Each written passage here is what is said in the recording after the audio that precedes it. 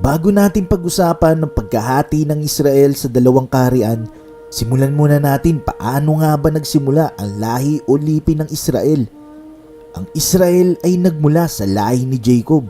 Si Jacob ay anak ni Isaac at apo naman siya ni Abraham. Si Jacob ay kalaunan tinawag ng Diyos bilang Israel. Kaya huwag kayong makonfuse kay Jacob at Israel dahil iisa lang ito.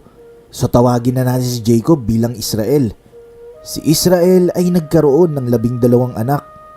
Ito ay sina Ruben, Simeon, Levi, Judah, Dan, Naphtali, Gad, Asher, Isakar, Zebulun, Joseph, at Benjamin. Ang 12 anak na ito ang pinagmulan ng 12 tribes of Israel. Si Judah na pang-apat na anak ni Israel ang pinagmulan ng lipi ni Haring David. Sa mga di nakakakilala kay Haring David, siya yung matapang na kumalaban sa higanteng si Goliath. Nagkaanak si Haring David kay Bathsheba. Ang unang anak niya rito ay namatay dahil ang asawa ni Bathsheba na si Uriah ay hinayaan ni David mamatay sa labanan. Bilang kaparusahan sa ginawa niya, ang sanggol sa sinapupunan ni Bathsheba ay namatay. Bagamat pinagsisihan ni Haring David ang nagawa niyang kasalanan, iniyak niya ito sa Diyos. Tinanggap ng Diyos ang buong pusong pagsisisi ni Haring David, pero ang consequence ng kanyang ginawa ay naranasan pa rin niya. Yun nga yung pagkamatay ng kanyang unang anak. Ang kagandaan kay David, tinanggap niya yung consequence ng kasalanan niya at hindi nagmukmok dahil sa pagkamatay ng kanyang unang anak. Sa pagkamatay ni Uriah, dito na tuluyang napangasawa ni Haring David si Bathsheba. Kalaunan, nagkaanak muli sila ni Bathsheba at ito ang kanilang pangalawang anak.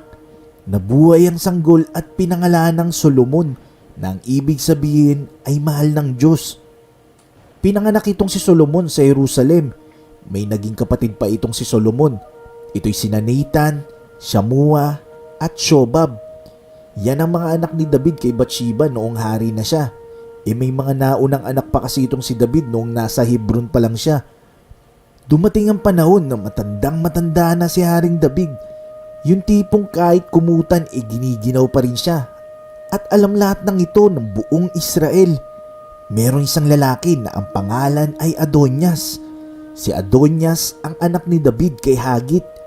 Si Hagit ay isa lang sa naging babae noon ni David noong siya ay nasa Hebron pa. At sa mga naging babae niya ay may naging anak siya tulad ni Absalom na anak niya kay Maaka. Balik tayo kay Adonias. Siyempre, alam ni Adonias na matandang-matanda na ang kanyang ama na si Haring David. Akalain mo ba naman na ipinagkalat niya sa buong bayan na siya na ang papalit kay Haring David na magiging hari ng Israel? As in siya na raw ang hari. Kengkoy din nito si Adonias eh. Alam nyo ba na ganda na siya ng mga karwahe, mga ngabayo at 50 alalay na kawal.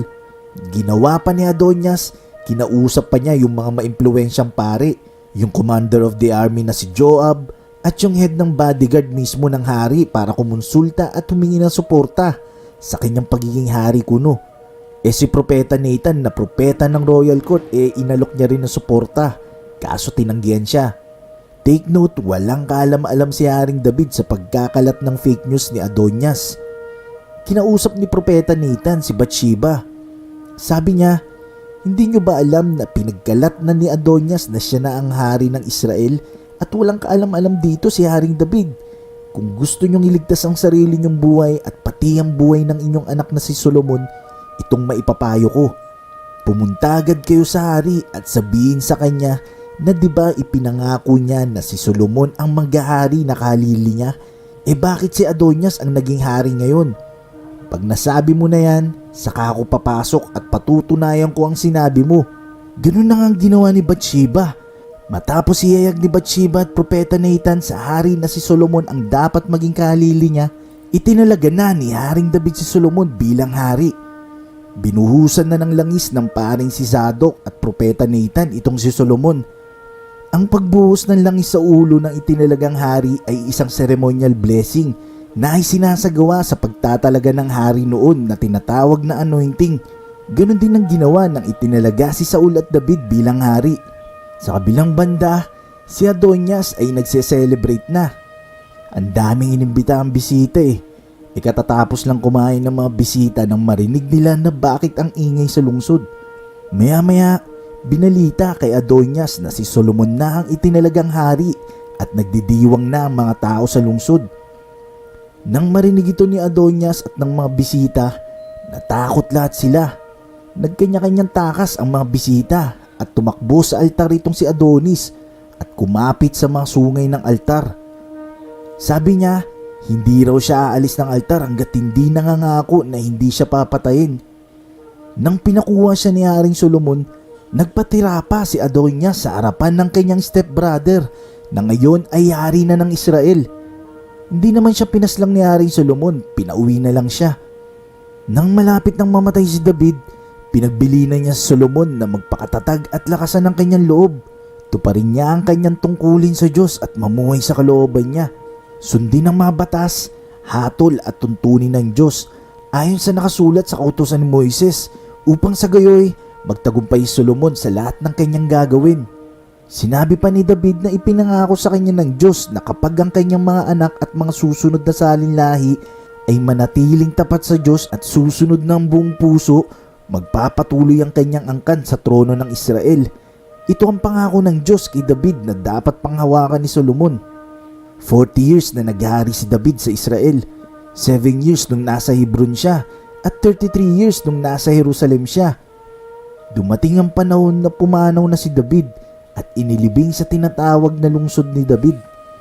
Nang maupo na si Haring Solomon sa trono ni David, matatag na ang kanyang kaharian. Siyempre dahil ito kay David. Sa mahabang panahon, naging tapat ito si Haring Solomon at mahal na mahal niya ang Diyos. Lagi niyang inaalala mga tagubilin sa kanya ng kanyang amang si David at sinusunod niya ito. Kaya sobrang kinalugdan ng Diyos si Haring Solomon. Naging matatag ang kanyang paghahari dahil pinagpala siya ng Diyos. Minsan isang gabi, nagpakita ang Diyos kay Solomon at sinabi sa kanya, sabihin mo kung ano ang gusto mo at ibibigay ko sa iyo.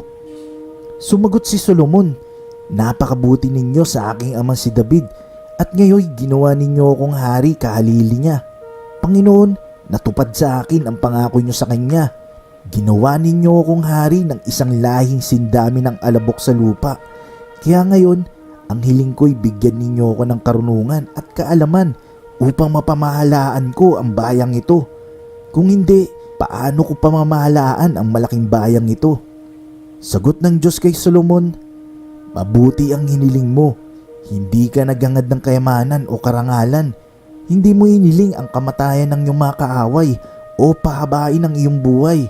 Sa halip, ang hiningi mo'y karunungan at kaalaman sa pamamalakad sa bayang ito na niloob kong pagharian mo. Ngayon, ipinagkakaloob ko sa iyo ang hinihingi mo.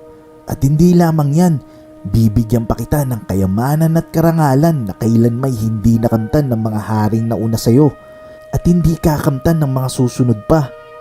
Ibig sabihin, dahil sa simpleng hiling ni Solomon sa Diyos na karunungan at kaalaman lang sa pamamahala ng bayan ang hangad niya, ibinigyan pa ito ng kayamanan at karangalan. Kaya nga sa kasaysayan, hindi masukat ang kayamanan na meron itong si Solomon at itinuring siyang pinakamatalinong taong nabuhay sa mundo at walang sino mang mas matalinong nabuhay noon at mabubuhay pa sa hinaharap na magiging kapantay niya at hihigit sa kanya. Biruin nyo, 23,310 na kilo ng ginto ang dumarating kay Solomon kada taon. Hindi pa kabilang dito ang mga buwis na galing sa mga mangangalakal at tubo sa pangangalakal mula sa labas ng bansa at buwis na galing sa hari ng Arabia at sa mga gobernador ng mga lalawigan. Naging kaalyado ni Haring Solomon ang Egypt nang pakasalan nito ang anak ng Faraon. Sa kabila ng hindi masukat ng kayamanan, karangyaan, karangalan at karunungan ni Solomon, ito ang naging problema. Tumalikod si Solomon sa Diyos. Alam niyo kung bakit? Nainlove si Solomon sa mga dayuhang babae. Bukod sa anak ni Faraon, nag-asawa pa siya ng mga babaeng Moabita, Amonita, Edomita, Sidonyo at Heteo. Maigpit na ipinagbabawal ng Diyos na mag-asawa ng mga dayuhan mula sa lahi ng mga yan upang maiwasan silang iligaw at hikayating sumamba sa mga Diyos-Diyosan. Pero wala tuluyang na inlove itong si Solomon sa mga babaeng ito. Alam nyo kung ilan ang mga naging asawa niya? 1,000 lang naman. 700 mula sa lahi ng mga hari o mga prinsesa at 300 na asawang lingkod. At pare-parehas nilang iniligaw itong si Solomon at naikayat na sumamba sa kani-kanilang Diyos-Diyosan, lalo na nung matanda na ito.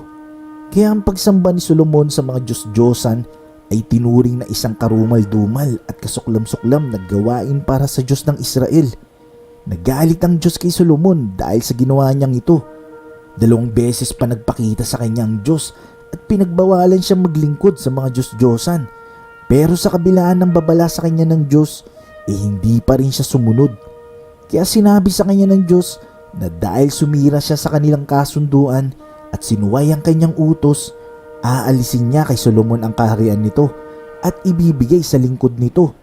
At ang lingkod ni Solomon ay ang kanyang tauhan na si Jeroboam.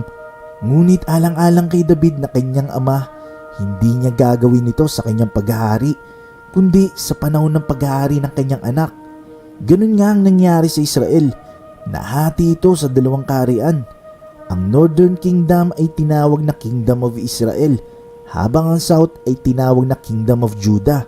Si Jeroboam ay isa sa tauhan ni Solomon na nag-aklas. Kinausap ito ng Diyos na siya ang gagawing hari ng North. Diba 12 tribes ang Israel at buo pa ito noon sa pamamahala ni Haring David at kahit naman si Haring Solomon united pa rin ito. Pero dahil sa galit ng Diyos kay Solomon, inalis na sa kanya ang ibang tribo. Pero mangyayari nga lang yun hindi sa panahon niya, kundi sa panahon ng kanyang anak na si Rehoboam. Ang South ay pinamunuan ni Rehoboam na anak ni Solomon, na ang tanging pamamahalaan lamang ay ang lipi ng Judah at Benjamin. Yan lang ang natira sa anak ni Solomon. Si Jeroboam naman na dating tauhan ni Solomon ang naging hari ng North at hawak nito ang 10 lipi ng Israel. Mula noon, nagkaroon na ng hiwalay na pamamahala, 2 hari, hiwalay na pagsamba at hiwalay na kasaysayan dahil sa pagsuway ni Haring Solomon. Bago natin pag-usapan ng pagkahati ng Israel sa 2 kaharian, simulan muna natin paano nga ba nagsimula ang lahi o lipi ng Israel. Ang Israel ay nagmula sa lahi ni Jacob. Si Jacob ay anak ni Isaac at apo naman siya ni Abraham. Si Jacob ay kalaunan tinawag ng Diyos bilang Israel. Kaya huwag kayong makonfuse kay Jacob at Israel dahil iisa lang ito. So tawagin na natin si Jacob bilang Israel. Si Israel ay nagkaroon ng 12 anak. Ito ay sina Ruben, Simeon, Levi, Judah, Dan, Naphtali, Gad, Asher, Isakar, Zebulun, Joseph, at Benjamin. Ang 12 anak na ito ang pinagmulan ng 12 tribes of Israel. Si Judah na pang-4 na anak ni Israel ang pinagmulan ng lipi ni Haring David. Sa mga di nakakakilala kay Haring David, siya yung matapang na kumalaban sa higanteng si Goliath. Nagkaanak si Haring David kay Bathsheba. Ang unang anak niya rito ay namatay dahil ang asawa ni Bathsheba na si Uriah ay hinayaan ni David mamatay sa labanan. Bilang kaparusahan sa ginawa niya, ang sanggol sa sinapupunan ni Bathsheba ay namatay. Bagamat pinagsisihan ni Haring David ang nagawa niyang kasalanan, iniyak niya ito sa Diyos. Tinanggap ng Diyos ang buong pusong pagsisisi ni Haring David, pero ang consequence ng kanyang ginawa ay naranasan pa rin niya. Yun nga yung pagkamatay ng kanyang unang anak. Ang kagandahan kay David, tinanggap niya yung consequence ng kasalanan niya at hindi nagmukmok dahil sa pagkamatay ng kanyang unang anak. Sa pagkamatay ni Uriah, dito na tuluyang napangasawa ni Haring David si Bathsheba. Kalaunan, nagkaanak muli sila ni Bathsheba at ito ang kanilang pangalawang anak. Nabuhay ang sanggol at pinangalan ng Solomon na ang ibig sabihin ay mahal ng Diyos. Pinanganak itong si Solomon sa Jerusalem. May naging kapatid pa itong si Solomon. Ito'y sina Nathan, Shamua at Shobab. Yan ang mga anak ni David kay Bathsheba noong hari na siya. May mga naunang anak pa kasi itong si David noong nasa Hebron pa lang siya. Dumating ang panahon na matandang-matanda na si Haring David. Yung tipong kahit kumutan giniginaw pa rin siya. At alam lahat ng ito ng buong Israel. Meron isang lalaki na ang pangalan ay Adonias. Si Adonias ang anak ni David kay Hagit. Si Hagit ay isa lang sa naging babae noon ni David noong siya ay nasa Hebron pa. At sa mga naging babae niya ay may naging anak siya tulad ni Absalom na anak niya kay Maaka. Balik tayo kay Adonias. Siyempre, alam ni Adonias na matandang-matanda na ang kanyang ama na si Haring David. Akalain mo ba naman na ipinagkalat niya sa buong bayan na siya na ang papalit kay Haring David na magiging hari ng Israel? As in siya na raw ang hari. Kengkoy din nito si Adonias eh. Alam nyo ba na ganda na siya ng mga karwahe, mga ngabayo at 50 alalay na kawal? Ginawa pa ni Adonias, kinausap pa niya yung mga maimpluwensyang pare, yung commander of the army na si Joab at yung head ng bodyguard mismo ng hari para kumonsulta at humingi ng suporta sa kanyang pagiging hari kuno. Si Propeta Nathan na propeta ng royal court inalok niya rin ng suporta, kaso tinanggihan siya. Take note, walang kaalam-alam si Haring David sa pagkakalat ng fake news ni Adonias. Kinausap ni Propeta Nathan si Bathsheba. Sabi niya, hindi nyo ba alam na pinagkalat na ni Adonias na siya na ang hari ng Israel at walang kaalam-alam dito si Haring David? Kung gusto nyong iligtas ang sarili nyong buhay at pati ang buhay ng inyong anak na si Solomon, itong maipapayo ko. Pumunta agad kayo sa hari at sabihin sa kanya na diba ipinangako niya na si Solomon ang maghahari na kahalili niya? Bakit si Adonias ang naging hari ngayon? Pag nasabi mo na yan, saka ako papasok at patutunayan ko ang sinabi mo. Ganun na nga ang ginawa ni Bathsheba. Matapos iyayag ni Bathsheba at Propeta Nathan sa hari na si Solomon ang dapat maging kahalili niya, itinalaga na ni Haring David si Solomon bilang hari. Binuhusan na ng langis ng paring si Zadok at Propeta Nathan itong si Solomon. Ang pagbuhos ng langis sa ulo ng itinalagang hari ay isang ceremonial blessing na ay sinasagawa sa pagtatalaga ng hari noon na tinatawag na anointing. Ganon din ang ginawa ng itinalaga si Saul at David bilang hari. Sa kabilang banda, si Adonias ay nagse-celebrate na. Ang daming inimbita ang bisita Katatapos lang kumain ng mga bisita nang marinig nila na bakit ang ingay sa lungsod. Maya-maya, binalita kay Adonias na si Solomon na ang itinalagang hari at nagdidiwang na ang mga tao sa lungsod. Nang marinig ito ni Adonias at ng mga bisita, natakot lahat sila. Nagkanya-kanyang takas ang mga bisita at tumakbo sa altar itong si Adonis at kumapit sa mga sungay ng altar. Sabi niya, hindi raw siya aalis ng altar hanggat hindi nangangako na hindi siya papatayin. Nang pinakuha siya ni Haring Solomon, nagpatira pa si Adonias sa harapan ng kanyang stepbrother na ngayon ay hari na ng Israel. Hindi naman siya pinaslang ni Haring Solomon, pinauwi na lang siya. Nang malapit nang mamatay si David, pinagbilinan niya si Solomon na magpakatatag at lakasan ng kanyang loob. Tuparin niya ang kanyang tungkulin sa Diyos at mamuhay sa kalooban niya. Sundin ang mga batas, hatol at tuntunin ng Diyos ayon sa nakasulat sa kautusan ni Moises upang sa gayoy magtagumpay si Solomon sa lahat ng kanyang gagawin. Sinabi pa ni David na ipinangako sa kanya ng Diyos na kapag ang kanyang mga anak at mga susunod na salinlahi ay manatiling tapat sa Diyos at susunod ng buong puso, magpapatuloy ang kanyang angkan sa trono ng Israel. Ito ang pangako ng Diyos kay David na dapat panghawakan ni Solomon.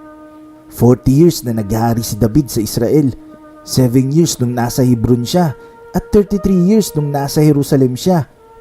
Dumating ang panahon na pumanaw na si David at inilibing sa tinatawag na lungsod ni David.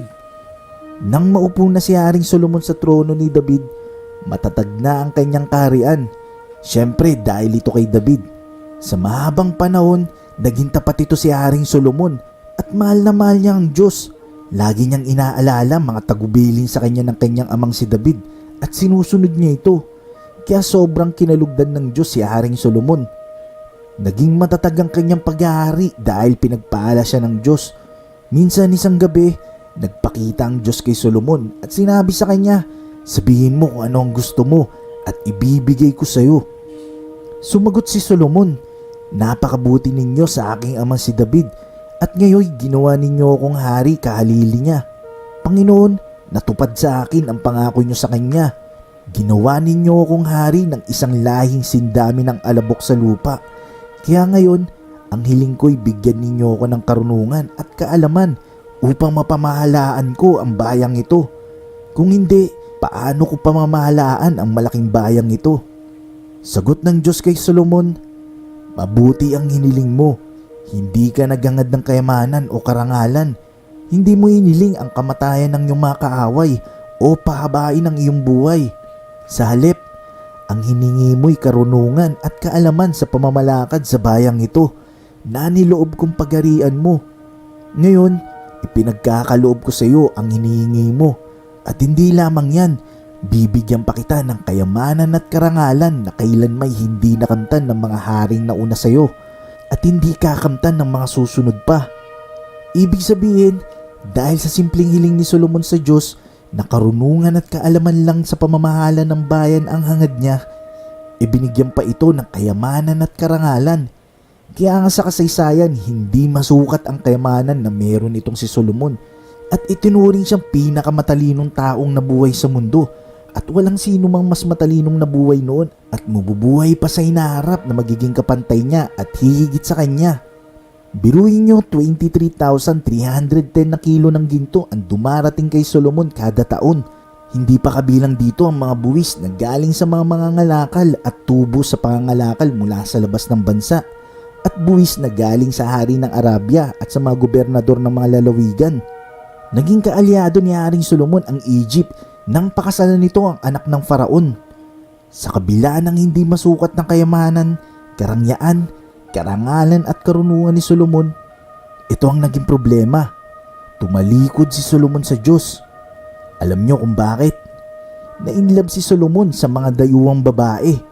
Bukod sa anak ni Paraon, nag-asawa pa siya ng mga babaeng Moabita, Amonita, Edomita, Sidonyo at Heteo.